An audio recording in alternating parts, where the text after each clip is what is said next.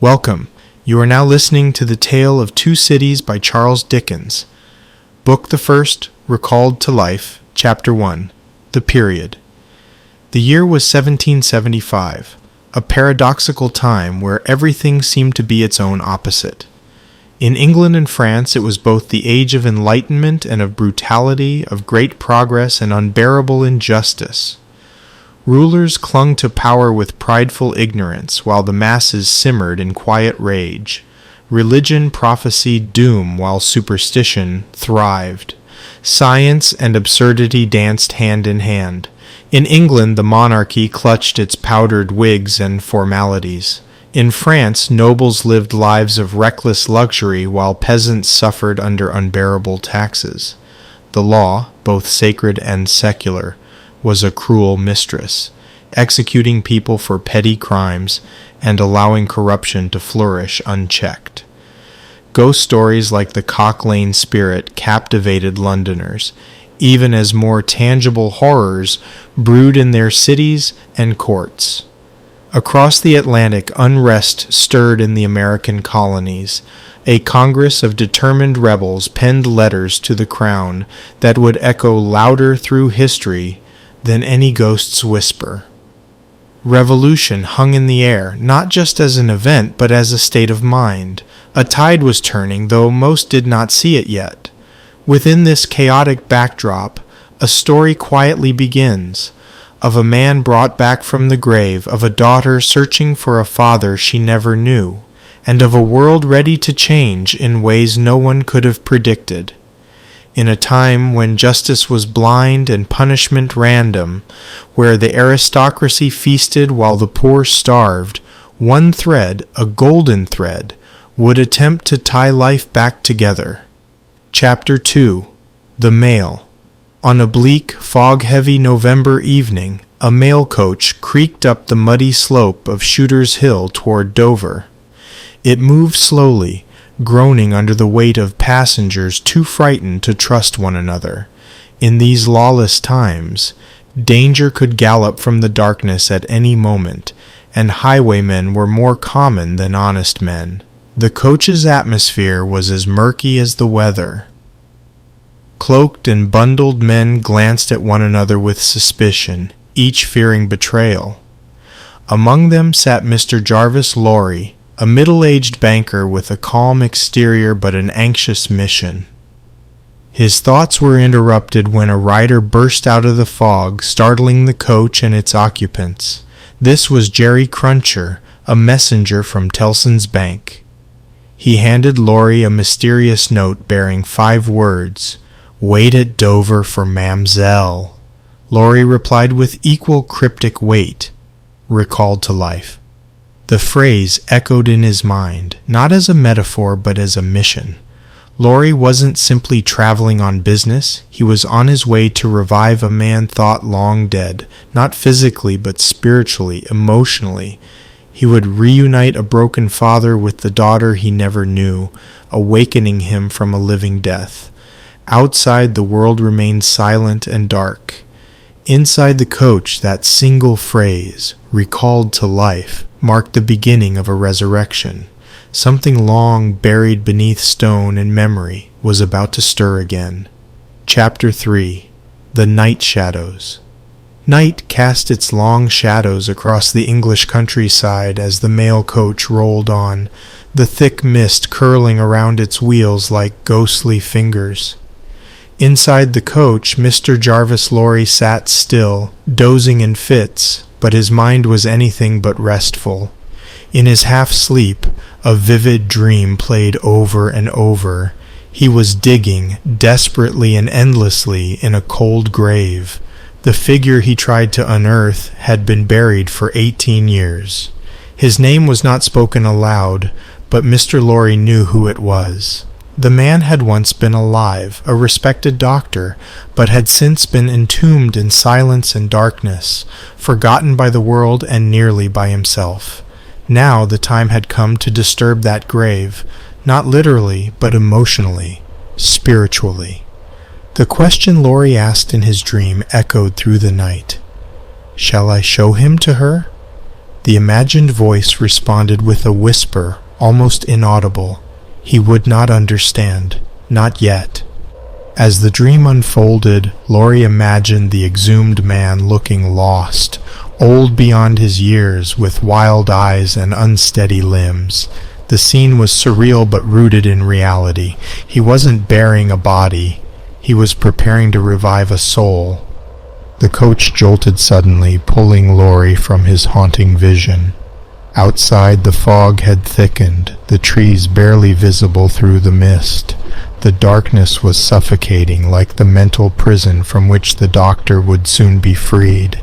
The night, though calm on the surface, held centuries of pain in its silence. Mr. Laurie reflected on the strange task ahead. He was no physician or priest, yet he had been chosen to help return a man from the brink of madness and reunite him with the daughter who had lived her life believing him dead. This was not a task for a banker, yet he carried it out with quiet reverence, knowing that life, true, whole life, was more than a matter of breath and blood. It was a thread that tied memory, identity, and love together. The coach continued on. The dream lingered in Mr. Laurie's thoughts, its meaning undeniable. The journey to Dover wasn't just one of miles. It was a path through death and into life, through darkness, toward the faint promise of light. Chapter 4. The Preparation. The inn at Dover welcomed weary travelers with warm fires and creaking floors, but Mr. Laurie's arrival was marked not by rest, but by anticipation. He requested a room, breakfast, and a barber, not because he needed comfort, but because he wanted to be composed. He had an important meeting ahead. Lucy Manette entered the scene as a young woman of delicate beauty and quiet strength. Her golden hair and soft voice carried a dignity that seemed beyond her years. She was accompanied by Miss Pross, her fierce and loyal companion, whose red hair matched her fiery nature. Where Lucy was gentle, Miss Pross was blunt and protective. In a quiet room, Mr. Laurie delivered the unthinkable. Lucy's father, Dr. Manette, was alive. He'd been imprisoned in the Bastille for 18 years, forgotten, presumed dead, but now had been found and released. Lucy, stunned and trembling, could barely grasp the revelation. Her father wasn't just a name from her past. He was a living man, somewhere in France, waiting to be claimed by a daughter he didn't know. As she fainted into Mr. Laurie's arms, Miss Pross burst in with fury, reprimanding the banker for his poor handling of the news. But beneath her scolding was a motherly affection, a fierce desire to protect Lucy from pain, even the pain of love. Later, as Lucy sat beside the fire, her emotions still raw, she tried to envision the father she had never met. What kind of man would he be now? What had the prison done to his mind, his heart? Mr. Laurie, softened by her sorrow, vowed silently to do everything in his power to make the reunion gentle, if not joyful. They prepared to leave for Paris, not for business, not for diplomacy, but for resurrection. A man was waiting to be remembered, and a daughter was on her way to become the light that would guide him home. Chapter 5. The Wine Shop. In the grim neighborhood of Saint Antoine, Paris, poverty was so common it felt permanent. Hunger lined the streets and soaked into the skin of every man, woman, and child. So when a wine cask fell and shattered outside a shop, the people rushed to it, not for pleasure, but for survival. They dipped rags, hands, even their mouths into the puddles. Children licked the cobblestones.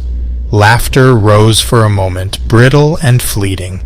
But as the red liquid seeped into the street, staining it deep crimson, the laughter died. The color resembled blood too closely. A man scrawled the word blood on a wall with his stained finger, and suddenly the joy turned cold. The revolution hadn't yet arrived, but it had been foretold in gestures like this. Inside the wine shop, Monsieur Defarge worked with practiced calm. He was a man of broad shoulders and sharp eyes, once a servant, now a businessman, and soon to be something far more dangerous. His wife, Madame Defarge, knitted silently behind the counter. She was composed, patient, and watchful, as if recording names in every stitch. When Mr. Lorry and Lucy arrived, they were led to the upper rooms. There, in a small chamber, sat Dr. Manette, frail, pale, and broken. His mind, numbed by the prison years, clung to the rhythm of shoemaking. His hands moved automatically, as though time hadn't passed. His name, his past, his identity, all buried beneath layers of trauma. Lucy stood in the doorway, eyes wide with sorrow and wonder. This man, her father, was not the hero she'd imagined, but she approached him gently, not with expectations but with love. She knelt beside him, her voice a thread of light reaching into his darkness. Defarge watched silently. He had guarded the doctor like a relic, both out of loyalty and out of purpose, but now something was shifting. Lucy's presence brought warmth into a room that had known only silence. Outside, the streets whispered of revolution. Inside, a different resurrection had begun. A father once erased by cruelty was being remembered, not by the world, but by his daughter. Chapter 6. The Shoemaker. In a narrow, dimly lit room above the wine shop in Saint Antoine, Dr. Manette sat hunched over a small bench, his fingers methodically working at a pair of worn shoes. The tools in his hands moved with the confidence of repetition, but the eyes above them were distant, void of recognition, of memory, of self. Time had folded in on itself for him. He was no longer a doctor, not a father. He was a shoemaker because that was all he had been allowed to be for 18 years. When Monsieur Defarge gently opened the door and stepped aside to let Mr. Lorry and Lucy in, it was as if they were entering a tomb. But instead of bones and dust, they found a man, alive but not living. Lucy stared at him in silent shock. She had prepared herself for grief, for madness, but not for this. Dr. Manette did not look up when she first entered. He spoke only in short mechanical responses to Mr. Lorry's questions. When asked his name, he hesitated, unsure. When asked if he recognized the young woman beside him, he glanced briefly but without comprehension. He only knew his tools, his work, the cell of routine he had built around himself. Identity had not survived the Bastille. Lucy, trembling but resolute, moved closer. She did not speak as a stranger. She called him Father. Her voice, gentle and melodic, reached through the fog around his mind. She knelt beside him and laid her hand on his arm, and for the first time, his hand stopped moving. He looked at her, truly looked. Something flickered in his gaze. A memory not quite formed, a familiarity he couldn't place. He touched her golden hair with fragile fingers, the way one might brush the edge of a dream. "You are," he asked, the question unfinished. "I am your daughter," Lucy whispered. "I have come to take you home." It was not a miracle. He didn't cry out in joy or leap into her embrace. But in that moment something in him shifted. He dropped the shoemaker's tools. They clattered to the floor like the end of a chapter, a ghost laid to rest. Lucy held his hand and did not let go. Monsieur Defarge, who had watched over the broken man for years, turned away to hide the sudden sting in his eyes. Mr. Lorry, ever the practical banker, felt his throat tighten. This was not the end of Dr. Manette's pain. The scars would not vanish overnight, but the moment marked a beginning.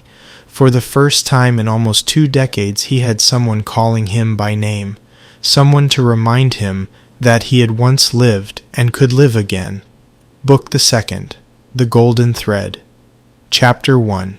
5 years later. It was now 1780, 5 years after Dr. Manette's return to London. Life had settled into quiet routines, but unease lingered beneath the surface. Tellson's Bank clung to tradition, proud of its dusty corners and ancient decorum. Jerry Cruncher, a rough porter at the bank, led a double life. Devoted worker by day, grave robber by night. He scolded his wife for praying, claiming it brought him bad luck. Yet something haunted him too, something unspoken. Jarvis Lorry, steadfast as ever, remained close to the Manettes. Dr. Manette, though stronger, still carried shadows of his imprisonment. Lucy, now grown, radiated warmth. Her presence was a quiet force, a golden thread binding their family together. Outside their peaceful home, tension stirred across Europe. The American colonies moved toward revolution. France simmered with unrest. The footsteps Lucy imagined beyond her door were not ghosts, they were history approaching. Chapter 2. A Sight at the Old Bailey. Charles Darnay stood trial for treason. Accused of aiding France, he faced death. In the crowd sat Lucy and Dr. Manette, both uneasy. They had known Darnay during their voyage from France years ago. The prosecution built its case, but the defense introduced Sydney Carton, who bore a striking resemblance to Darnay. The resemblance cast doubt on the witnesses. Was it truly Darnay they had seen? With a fragile swing of justice, the jury acquitted him. Darnay was free, but the air outside was still heavy. Fate, though delayed, had not been denied, only postponed. Chapter 3. A Disappointment. After the trial, Carton and Darnay shared a drink. Darnay offered thanks. Carton deflected it with sarcasm. Though he had saved Darnay's life, Carton was bitter, calling himself a disappointed drudge. Carton saw in Darnay the man he could have been, noble, upright, loved.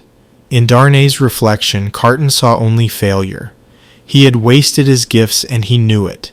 His brilliance had turned inward, curdling into cynicism. Alone later, Carton stared into the night, intoxicated and hollow. His pain wasn't loud, but it was constant. He didn't envy Darnay. He envied the possibility Darnay still had, the one Carton believed he had lost forever. Chapter 4. Congratulatory Mr. Stryver, full of self-importance, decided he would marry Lucy. Not out of love, but for convenience and pride. He imagined her lucky to receive his proposal. He shared his plan with Mr. Lorry, who, in quiet horror, offered to speak with Lucy first. When Lorry gently hinted that Lucy wouldn't accept, Stryver quickly backtracked. He called the idea ridiculous and insisted he'd never been serious. His ego wounded, Stryver mocked Lucy's intelligence. Behind his words, pride bled silently. He had assumed the world would always say yes to him. Lucy's quiet refusal echoed louder than any courtroom verdict. Chapter 5. The Jackal. That night, Stryver and Carton shared drinks. Their roles were clear. Stryver the lion, Carton the jackal who did the real thinking. Carton masked brilliance in apathy. Brilliance he gave to others, never himself. As they drank, Carton voiced resentment for Darnay. Not because Darnay had done anything wrong, but because he reminded Carton of who he could have been. The life Carton had forfeited was alive in Darnay's eyes. Carton hated himself more than anyone else ever could. He laughed at everything, but it wasn't joy, it was armor. Beneath the drink and despair was a man who hadn't given up completely, just enough to fade into the background. Chapter 6. Hundreds of people. At the Manette home, peace reigned. Lucy filled the rooms with kindness. Dr. Manette was stronger, his trauma fading but never forgotten. Visitors came often, Mr. Lorry, Miss Pross, Darnay, and Carton. Lucy sensed a gathering storm. She often spoke of footsteps in the street, imagined people passing through their lives. Those footsteps were metaphors, but also premonitions. One night the doctor spoke solemnly of how easily the past could return. The shoemaker's bench was hidden but not gone. The family's calm life was fragile, held together by Lucy's love and surrounded by the slow march of something darker. Chapter 7. Monseigneur in town in France, decadence ruled. The Monseigneur, a noble obsessed with luxury, needed 4 men to serve him hot chocolate. While the poor starved, he bathed in excess, blind to suffering.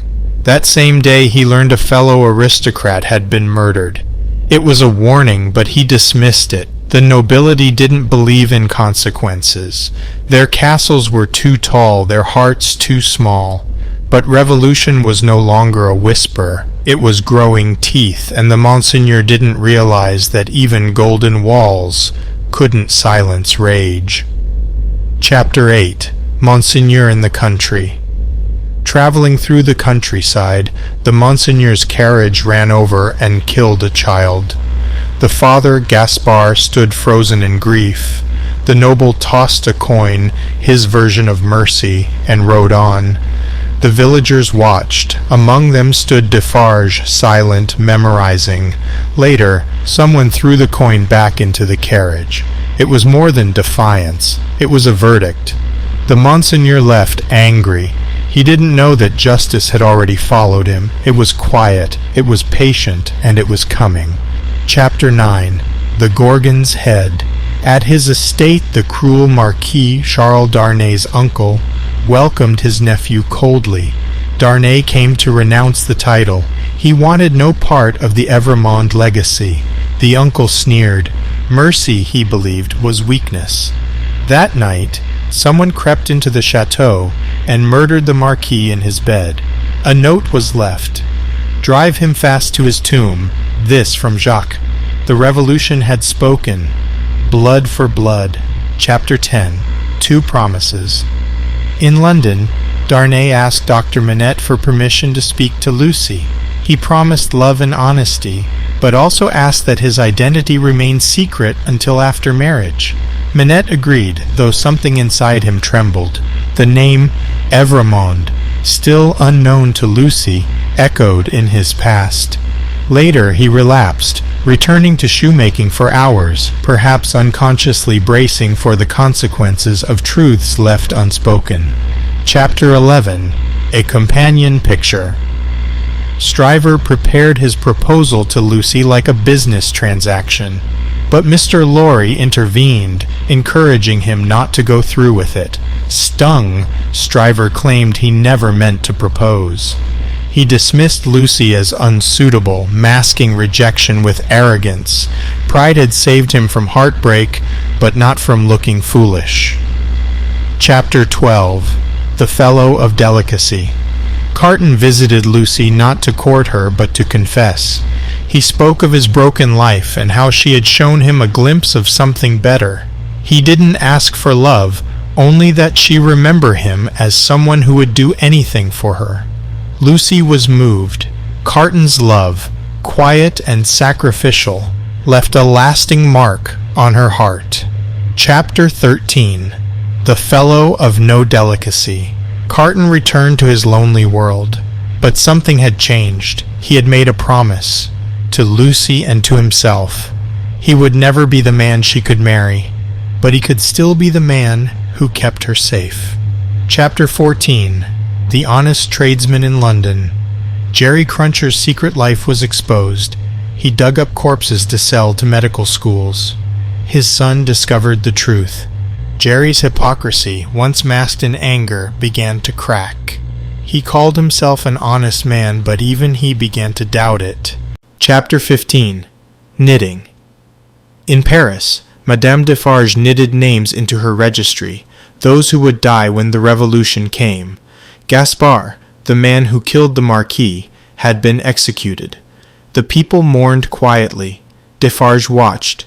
Madame knitted. The people remembered. Retribution was no longer theory. It was inevitable. Chapter 16. Still knitting.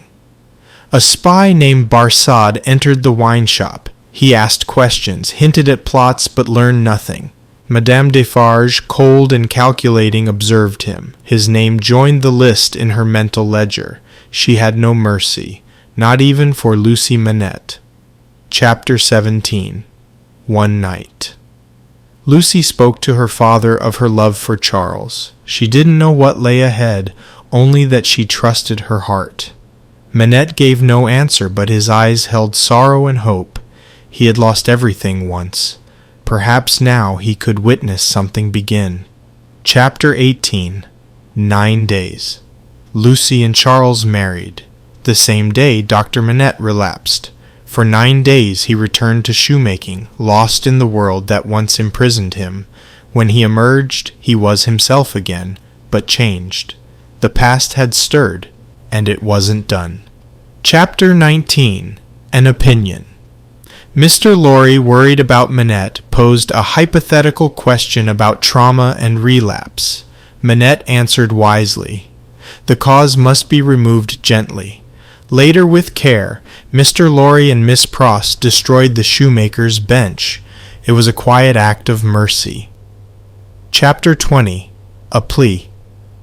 Back from his honeymoon, Charles received an unexpected visit from Carton. Carton asked for forgiveness and friendship. He only wanted to visit occasionally. Darnay agreed, puzzled by the sincerity. Carton left with no promises, just a quiet, invisible vow that if ever needed, he would be there. Book the Third. The Track of a Storm. Chapter 1. In Secret. Charles Darnay crossed into revolutionary France believing that his good intentions would protect him. But Paris was no longer a city of reason. It had become a furnace of rage and suspicion. As soon as he arrived, he was arrested. Though he presented himself as a friend to the Republic, his name, Evremont, carried centuries of blood. The new rulers of France didn't see Darnay as an individual. They saw a symbol, a former aristocrat, born into privilege. No amount of renunciation could erase that.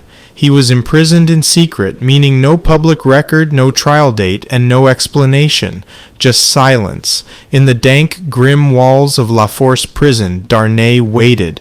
The jail was crowded with those like him, once privileged, now condemned without clarity or cause. He was given a cell, meager food, and endless time.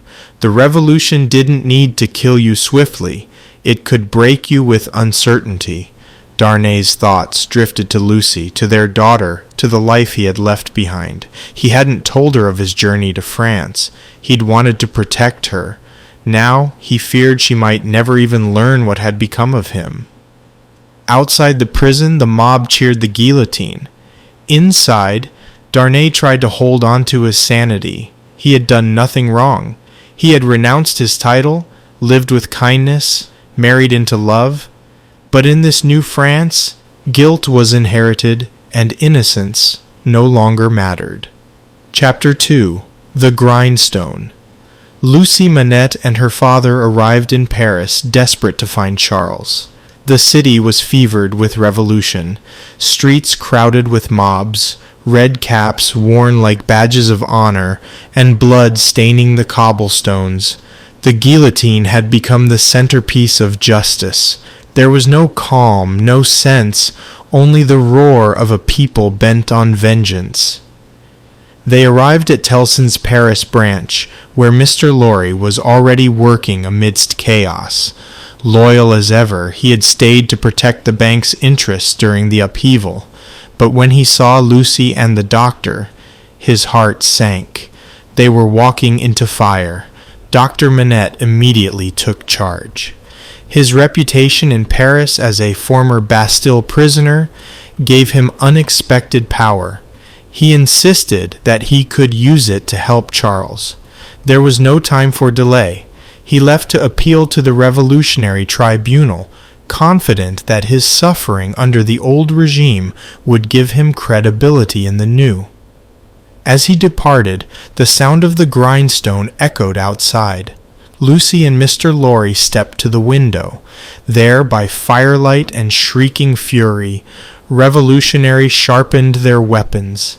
They shouted and sang while the stones spun, steel against stone, in a rhythm that sounded like death. The mob's eyes glowed with fanaticism. The grindstone wasn't just for tools, it was for killing. The people were preparing for another massacre. Lucy, pale and trembling, clutched her child. In that moment, she realized Paris was not a city. It was a storm, and she was standing at its center. Chapter 3. The Shadow Doctor.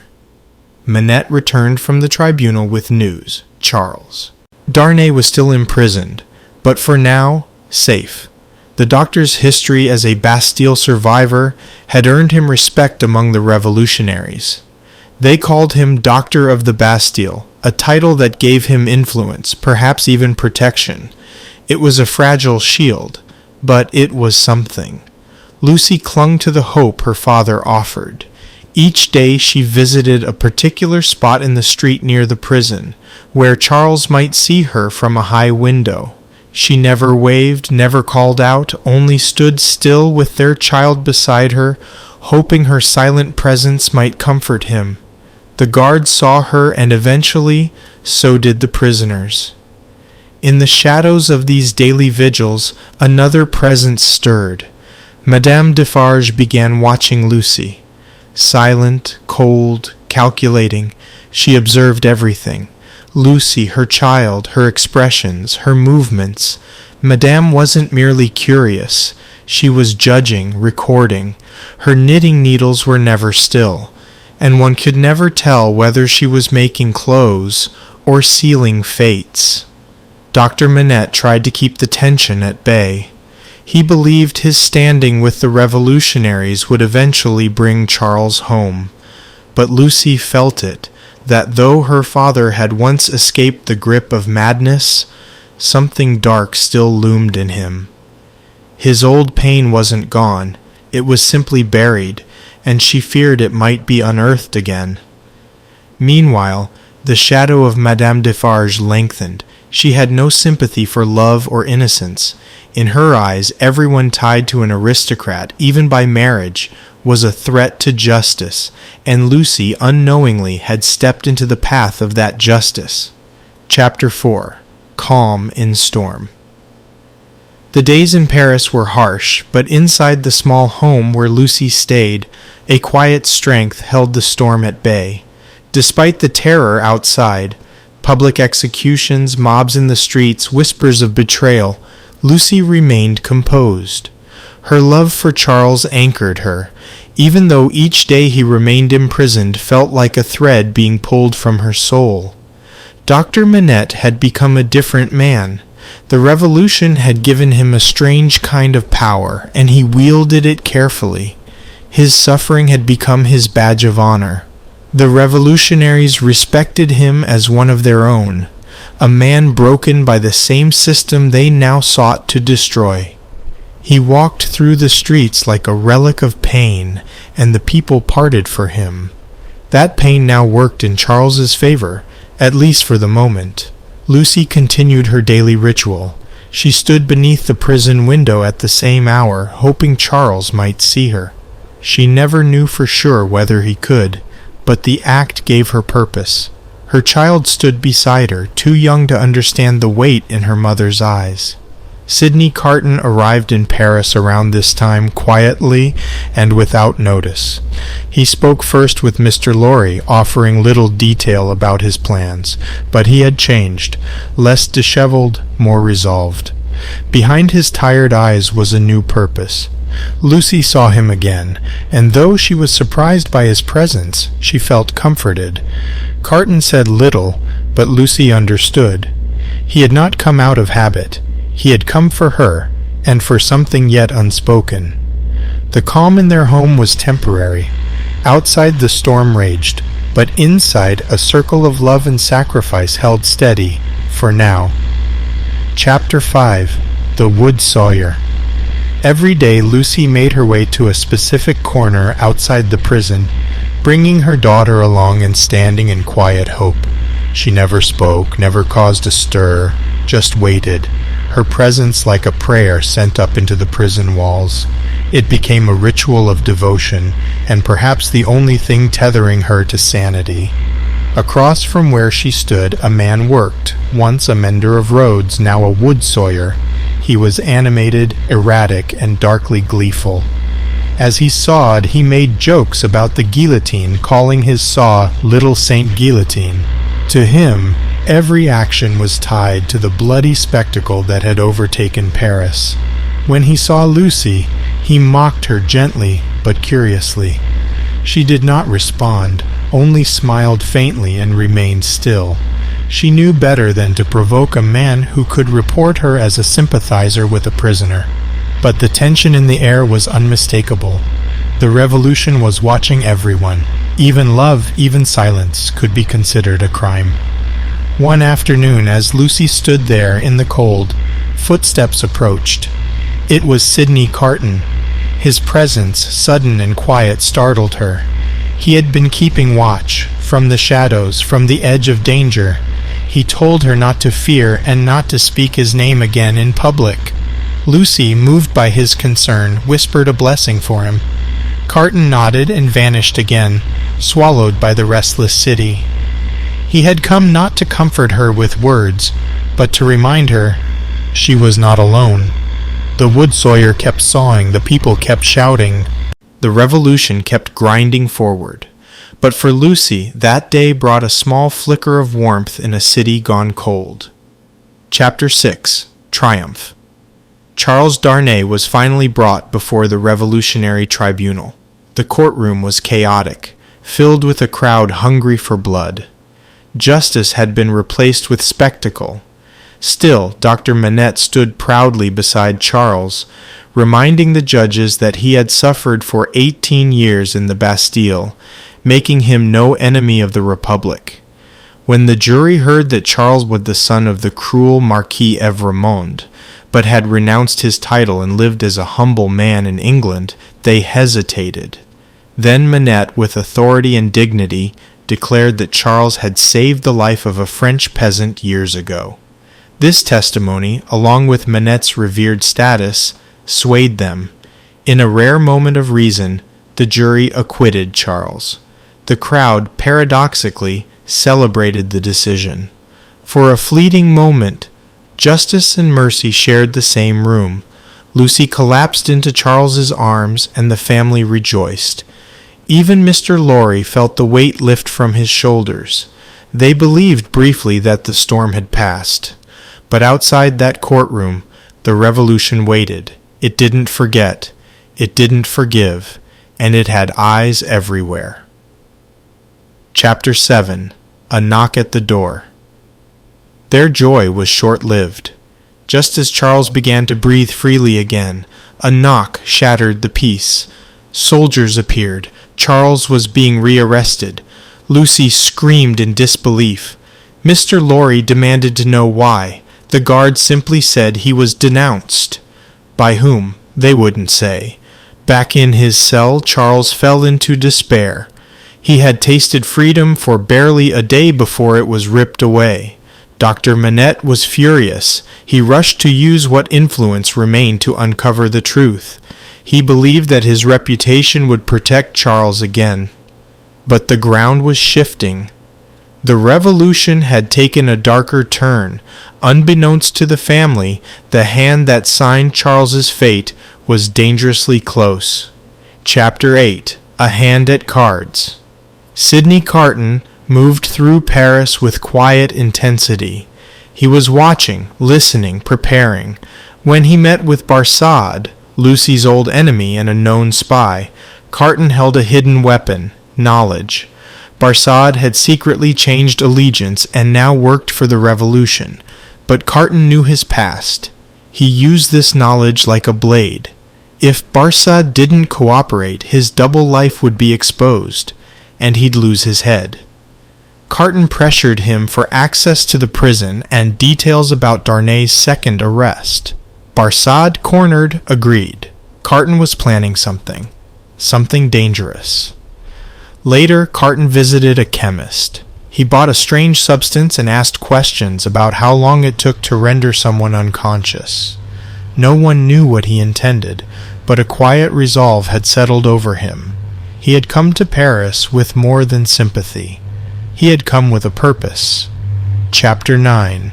The game made Carton return to Tellson's bank with a quiet calm. He was polite, gentle even, asking Mr. Lorry what arrangements were in place if the family needed to flee. He ensured passports were ready, for Lucy, for her child, for Dr. Manette, for Mr. Lorry.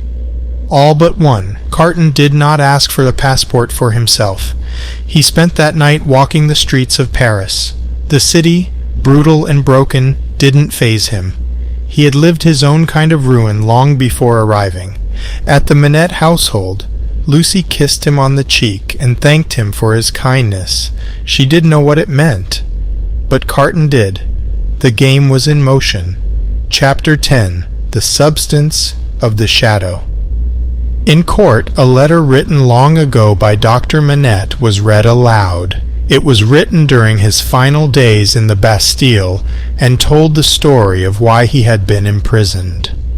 Manette had been called to treat a dying peasant girl and her brother, victims of the Evremond brothers' cruelty. The brother tried to avenge his sister but was killed. When Manette tried to report the crime, the Evremonds silenced him by locking him away without trial for 18 years. The courtroom erupted. Though Charles had rejected his family's legacy, he was still an Evremond. The sins of his bloodline, not his actions, condemned him. The jury found him guilty. Death by guillotine. No one spoke, not even Dr. Manette, whose own words had sealed his son-in-law's fate. Chapter 11. Dusk.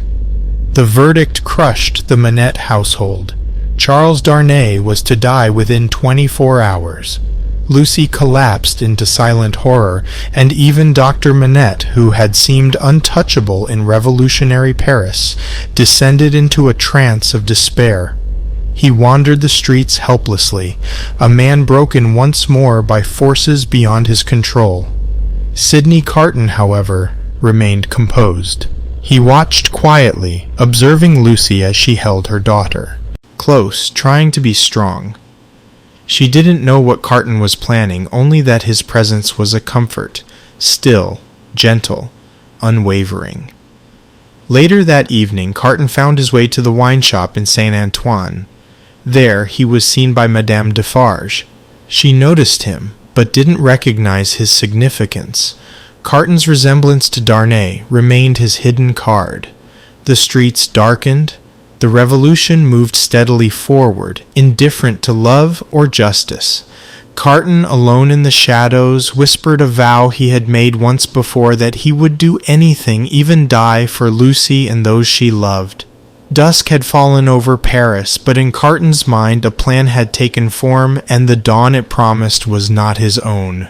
Chapter 12. Darkness. That night, Carton put the final pieces of his plan in motion. He met with Barsad in secret, confirming that he could gain access to the prison. He also ensured that the family's escape was ready. Passports, carriage, and safe passage out of Paris were all arranged. He visited Darnay in his cell. Darnay, surprised but grateful, thanked him again for all he had done. Carton asked him to write a farewell letter to Lucy, and then, swiftly, slipped a sedative into his drink. When Darnay fell unconscious, Carton exchanged clothes with him. The resemblance was perfect. The guards, bribed or blind to the swap, let it happen. Barsad helped remove Darnay, now dressed as Carton, from the prison. No one knew, no one saw. In the cell, Carton took Darnay's place. He would face the guillotine in the name of love, for Lucy, for her daughter, for peace. The darkness around him was heavy, but inside, Carton felt something close to light. He had found meaning, not in glory or praise, but in sacrifice. Chapter 13, 52. Carton spent his final hours in the prison with quiet resolve. Around him were others condemned, some weeping, some mad with fear, and a few strangely calm. Among them was a young seamstress. Frightened but brave, she noticed Carton's peaceful expression. She thought he was Darnay, but sensed something deeper. When she asked if she could hold his hand, he nodded gently. She spoke to him of her cousin, of memories, of hope that the next life would be kinder. Carton answered with kindness and strength, never revealing the truth. Outside, the carts were prepared to carry the condemned to the Place de la Révolution. The people gathered not in mourning, but in celebration. The guillotine was not feared, it was revered. Carton helped the seamstress into the cart. His calm steadied her. The ride to the scaffold was long, but Carton never flinched. As they arrived, his thoughts turned to Lucy. He pictured her safe, far away, her child in her arms, never knowing the full cost of their freedom. And that was enough. Chapter 14. The Knitting Done. Madame Defarge, intent on finishing what the revolution started, went to the Manette's lodgings. She planned to denounce Lucy and her daughter next. Her heart held no room for mercy, only vengeance. But Miss Pross stood in her way. The confrontation between the two women was silent but fierce. Madame Defarge, armed, reached for her pistol. In the struggle it went off, killing her instantly. Miss Pross, victorious but shaken, fled to join Mr. Lorry and the family as they escaped. She had lost her hearing in the blast, but her loyalty had saved Lucy. The knitting had ended. The last name stitched into Madame Defarge's register would never be fulfilled. Chapter 15. The footsteps die out forever. The tumbrils rolled through the streets of Paris. Sydney Carton stood calmly in the third cart, beside the young seamstress. She held his hand until the end. As the guillotine loomed ahead, Carton's thoughts were clear. He had wasted his life, yes, but in this final act he had redeemed it. He saw visions. Lucy's child growing up strong and safe, Dr. Manette finally free of nightmares, and peace blooming where pain once lived. His last words, unspoken but eternal, echoed through time. It is a far, far better thing that I do than I have ever done. It is a far, far better rest that I go to than I have ever known. And then the storm was quiet. Epilogue. The better thing. When the storm passed, it left behind silence, not of defeat but of something solemn and redemptive. The streets of Paris, once soaked with vengeance and shouting, would eventually return to ordinary life. The guillotine would fall silent. The footsteps that once thundered like fate would fade into echoes. But what remained, what endured, was not the anger, nor the blood, nor even the revolution itself. What remained was Sydney Carton, a man who began as a shadow, lost, cynical, and forgotten, even to himself. He drifted through life unnoticed, uncelebrated, but when it mattered, he saw clearly, and he made a choice that rewrote the meaning of his life in a single, unforgettable act of love. He did not die for glory, he did not die for recognition. He died for someone else's peace, for a child's future, for a woman's smile, for a promise made in the quiet hours of heartbreak. He became, in the end, what he had always wanted to be, a man of worth. Lucy would never fully understand what had been given to her. Her daughter would grow up free, her husband beside her, and the name Carton would be spoken only in hushed reverence by those who knew. And yet, in that final moment, when Carton stood at the foot of the guillotine, unshaken, he became immortal, not for the world, but for love, for sacrifice, for redemption. It is a far, far better thing that I do than I have ever done. It is a far, far better rest that I go to than I have ever known.